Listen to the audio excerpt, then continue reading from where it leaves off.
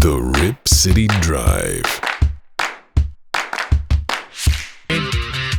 This postseason run from start up until the finish, I'm not sure if anyone did a better job. He was all over it. Yeah, always is. He is on Twitter at Ben Golliver. He is a national NBA writer now with the Washington Post, and he's back on the Rip City Drive. Ben, it's so great to have you back on. How are you doing, my friend? Oh, I'm doing great, Chad. I hope you guys are doing well. I'm back in L.A. after, a pretty quick and tidy finals, I would say. Denver took care of business and let all the writers go home early, and I can tell you we were very appreciative. There's no question. Dwight was just wondering what your trip plans might be in terms of vacation as soon as the draft is over. Oh, man. Well, I got to do Summer League first. We're going to be in Victor Wembanyama mania here for the next month or so. I mean, even if he doesn't play in Summer League, he's like the biggest story in basketball, just sitting courtside. So I'm going to be devoting the next month of my life or so to that. But I was actually thinking of doing an old school road trip through some of the some of the East Coast destinations I've never been, like Niagara Falls, maybe Gettysburg, something like that. So I have that to look forward to maybe in August. Gosh, awesome idea. He always Ben takes really exotic vacations usually. I follow your Instagram pictures, and they're always delightful. Well, I appreciate the plug. The check's in the mail, and we got probably a solid 6 to 8 weeks of trade rumors to wade through before we get to really take a break. But it's nice to put a bow on this season. Yeah, we're going to take you there to some of those rumors in a minute. But first off, you're always one of my most reliable talent scouts, and we're going to go through a couple players, just a couple. Not going to test you too much, but give me your take on Scoot Henderson. Well, look, I think that he's a prototypical franchise point guard, period. I mean, he's going to be a high-level starter, all-star type player for the next 10 years. I mean, rock solid. His body is big, physical. He's really quick with the ball. I think he gets compared to like young Russell Westbrook, young Derrick Rose a lot because of the explosiveness, but I think he has a lot better feel in the half-court game than those guys did when they were younger, especially. He can score. He can try to get to the rim. He still needs to work on his outside shot, but what he really does well is find his open shooters and run an offense. And to me, I like him as the number 2 pick this year over Brandon Miller simply because of kind of the off-court red flags with Brandon Miller there at Alabama. I understand why some people would have him as a number 2 prospect just with his body and his frame, but I think Scoot is the type of guy, and not unlike Damian Lillard when the Blazers drafted him, where you're getting a player who can really carry a franchise, carry an era, who's not going to take a super long time to get up to speed. The impressive part with Scoot is he basically left high school early because he wanted to be a pro, and he goes to the G League Ignite and puts in a lot of miles there. And I saw him go head-to-head against Victor Wembanyama last year in October, in Henderson, Nevada, when they did those 2 nationally televised, showcase games. And what was so impressive about Scoot, he didn't want to cede the number 1 spot to Victor. Everybody in the world knows Wembanyama's going number 1, right? But Scoot wanted to make his case. He challenged Wembanyama at times, tried to dunk over the top of him. He showed off a pretty impressive jumper that week. It's not always that consistent, but he was really making his shots. And I think he was getting a lot of oohs and ahs from both the crowd, but also the scouts who were in attendance. So you put all those things together, I just think he has the right personality, the right temperament, the right professional approach, and then obviously the body and tools, where he's just going to be a solid franchise leader for a long time. We're talking with Ben Golliver, Washington Post. What's your take? You mentioned his off-the-court issues, which are definitely a concern. What about his basketball play and Brandon Miller? Well, I was getting really excited about Brandon Miller over the course of the regular season, the NCAA regular season. And I was talking myself, and hey, this guy could be like kind of the heir apparent to a Paul George, the heir apparent to a Brandon Ingram or a Jason Tatum. He has this big, long wing, handle the ball a little bit. He's got the three-point range. He's the kind of modern player that teams are looking for because you think he's got the athleticism, size, scoring ability to be a big-time two-way impact player. You fast forward to that NCAA tournament, and I don't know if the pressure of being the number 1 seed, of being the most hyped guy in the tournament, I don't know if all the distractions off the court got to him, but he was just terrible in the NCAA tournament. There's no way around it. So he's the kind of player where I think, the pressure is really on a guy like Joe Cronin or the other GMs around the league.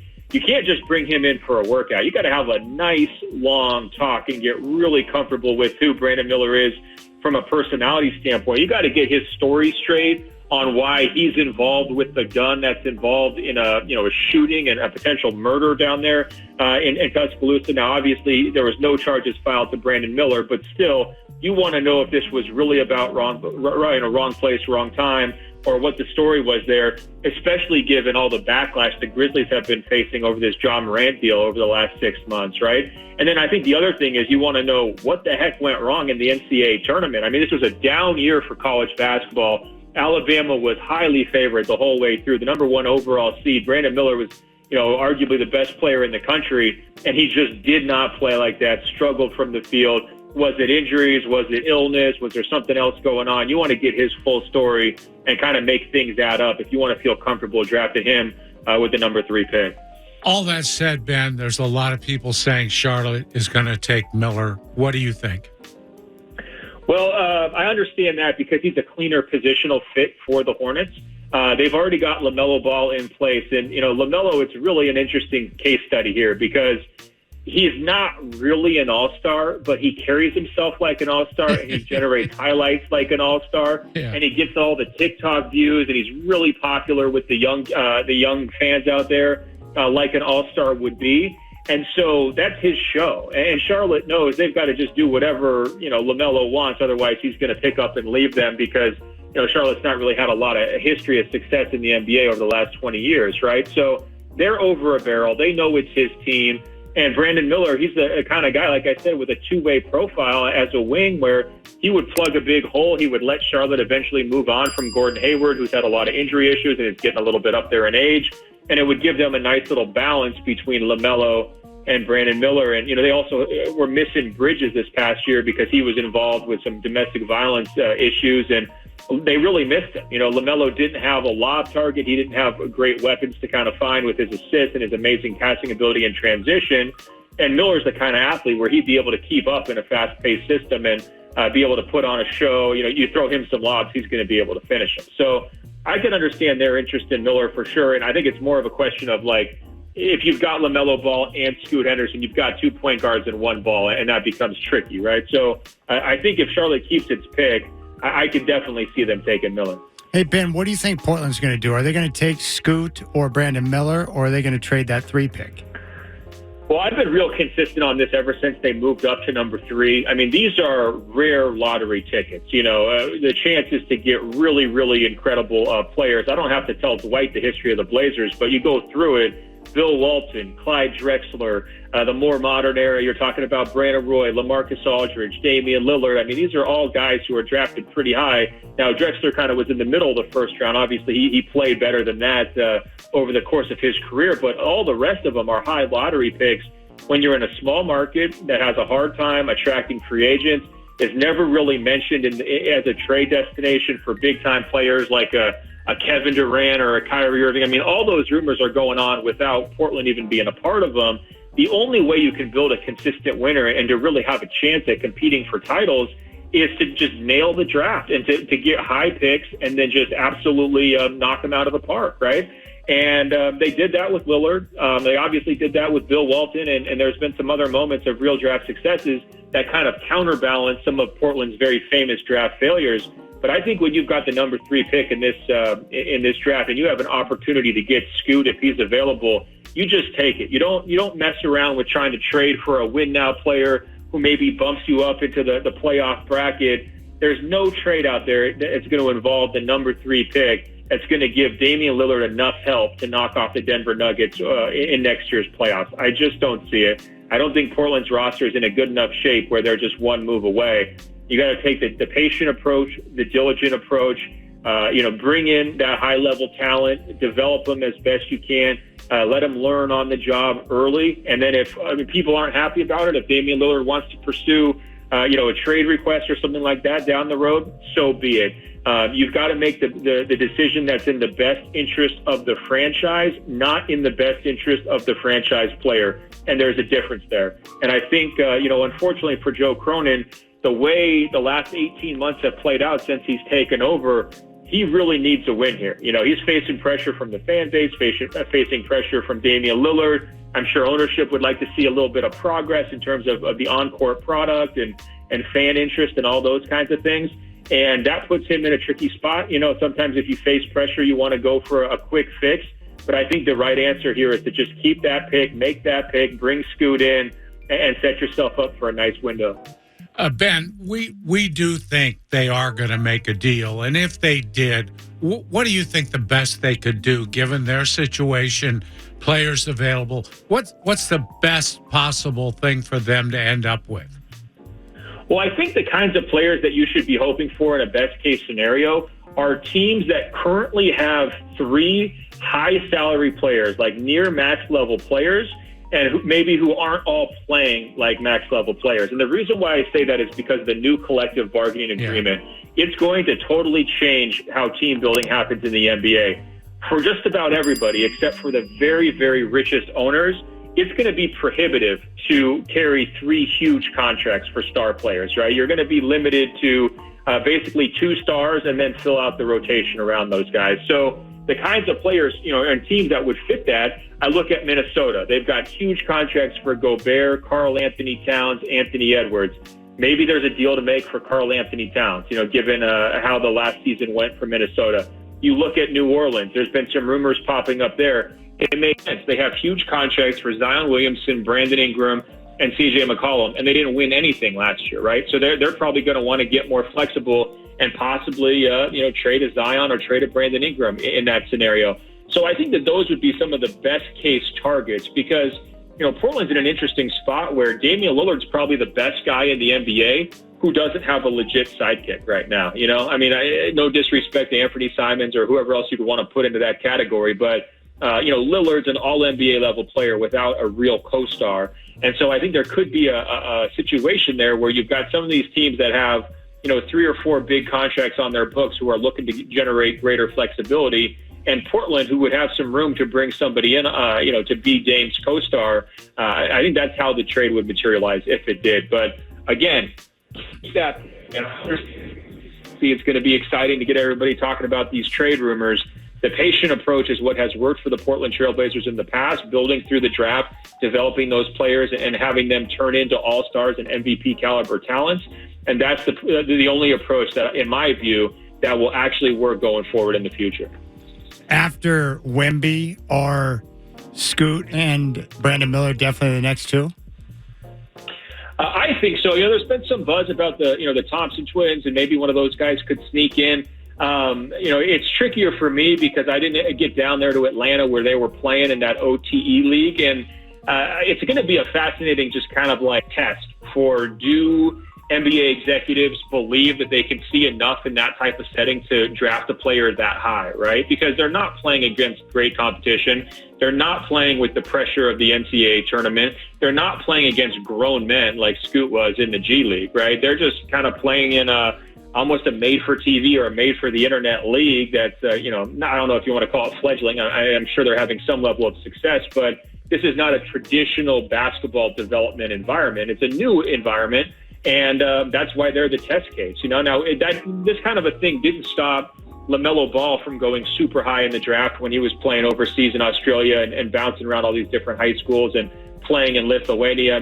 He was still able to get picked, but I think when you've got pretty known quantities in Wembanyama, who's played tons of minutes in France, Scoot Henderson, who's logged a lot of G League minutes against, pretty NBA quality top competition, and then Brandon Miller, who was on center stage all season long in the NCAA. I just think if you're one of the Thompson twins, you have to have like the greatest pre-draft workouts ever. You have to be just schmoozing owners over dinner, when you're meeting with the front office. Like, you just have to be incredible to overcome those disadvantages just from a visibility standpoint, let alone anything else. Ben, if you're Portland, what would you think about taking a flyer on Zion? Man, it's a very tempting idea, right? Yeah. Because, he's a number 1 overall talent. He's going to sell 1 million jerseys. He's going to put butts in seats. He's going to completely change the story of a franchise, right? No longer are you, can you find help for Dame? Now you're, hey, you got Zion. You're going to be on national TV a lot. The problem is that the experience down there in New Orleans has not been very positive from the Pelicans standpoint, right? Yeah. They can never count on him. They really had to try to pull out every stop to positively reinforce his conditioning habits and making sure he could kind of get back into, a good shape coming into last season. It was a real push and pull trying to get him where he needed to be weight-wise. And then, unfortunately, he wasn't able to stay healthy for the third or fourth straight season, and it's just been a real disappointment. You look at the off-court stuff recently, it started to mount up a little bit, too. I mean, first of all, he was disappearing at times from the Pelicans. He's spending time up actually in Portland, Beaverton, doing some workouts with I guess, the Nike people, or who knows, when he was trying to rehabilitate. And that raised a lot of questions locally about how committed he was to the Pelicans. And then he's got, his sordid affairs, with various women kind of playing out on social media here all week. Wild. Not exactly the kind of, behavior you want from your franchise guy if you can help it, right? So there's some real risks. But, look, there's only one guy who can dunk like him. He's an incredibly efficient offensive player. He puts so much pressure on the rim. There's not a lot of teams who could stop him. Even double teaming him, it's really hard to keep him out of the paint. And, he's a real magnet for attention, right? So I can see the positives to it. I would not part with the number 3 pick to get Zion Williamson, though. Look, if New Orleans is feeling like they just have to move on because, it's time to cut bait, then so be it. Maybe you can get it on a trade. But I would not trade a premier asset like the number 3 pick in a Zion Williamson trade. And part of the reason why I'm so stuck on this idea of keeping the pick, it goes back to the new salary cap environment. Those top picks are coming on cost-controlled numbers. They're not getting paid like superstars, even if you have players who can develop into star-level players like during their rookie contracts like year 3 or year 4. You don't have to pay them big money until year 5. It's a huge advantage when you're trying to assemble a rotation around, your best players. If those guys are on one of these, budget rookie contracts like these young players are.